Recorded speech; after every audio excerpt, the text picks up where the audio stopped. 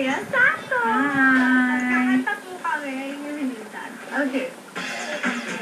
Para mas maintindihan ko pa ang buhay ng mga internet celebrity, sinubukan kong gumawa ng isang video kasama si Donalyn. At ang napili namin gawin, ang batera. Sinubukan namin kantahin ang rap song ng rapper na si Boomy, Ang Tao Lang. Bakit ang kapal na yung ko? Ang daming nagkape, pinauwi. Tinda ng aking bottle, malapit na maubos. Isang patak na lang, pero aking ibubuhos. Maliban na magkamali ang sungtulas ko. Ako'y tao lang din naman na tulad mo. Ano ba ang dapat na gawin? Dapat bang kamuhian mo? Dapat ba natulan mo?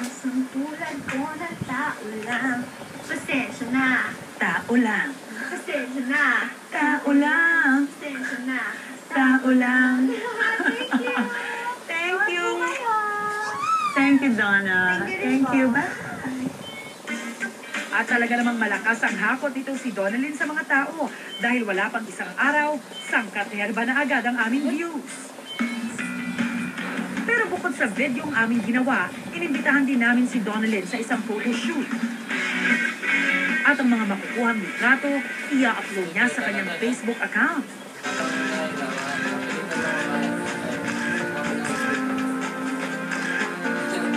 At ilang minuto pa nga lang, ang litratong in-upload ni Donalyn naging instant hit agad. Bukod sa regularly siya nag-update ng photos niya, napaka-sweet kasi ng features ng face, tsaka bukod sa pagiging mistisahin niya, ayun, madaling ma-remember yung mukha niya. The camera loves her face.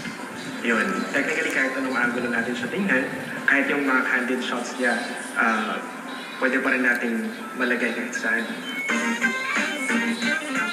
Hindi na nga maikakailang online popularity ni Donna. Pero bukod sa internet, si Donna nakikilala na rin maging sa mga pampublikong lugar.